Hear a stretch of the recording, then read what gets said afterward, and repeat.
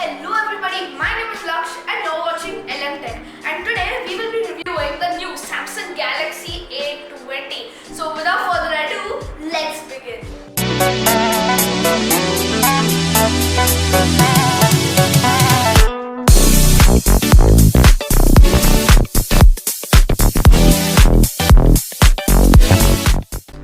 At the right side of the phone, you've got the volume rocker and the power button.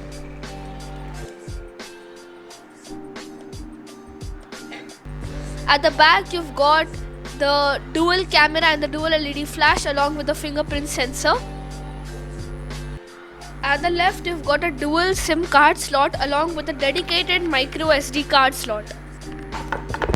Finally, at the bottom of the phone, you've got a 3.5mm audio jack and the USB-C port with a microphone and the speaker grill. On the top, you've got the secondary microphone for noise cancellation.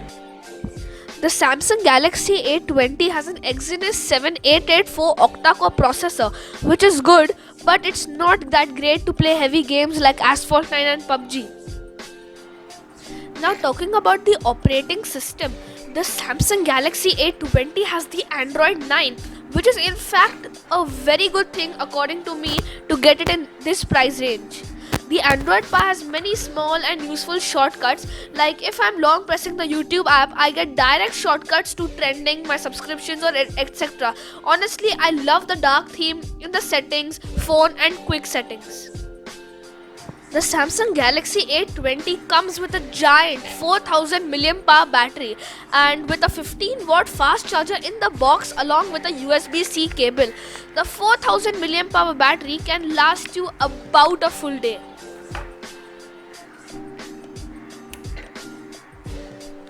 You also get an 8-megapixel ultra-wide angle camera.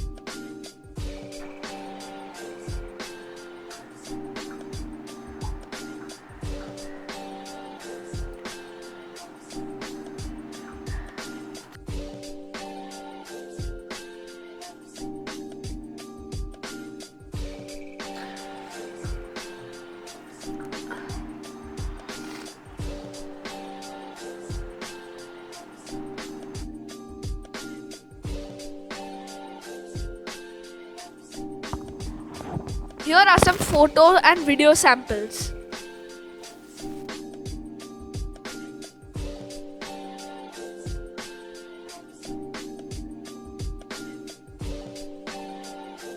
In the Samsung Galaxy A20, you can get a Super AMOLED HD Plus with 6.4-inch Infinity V display featuring a water drop notch, and as we all know, Samsung's displays are really good. In the Galaxy A20, you have a fast face unlock and a rear fingerprint scanner.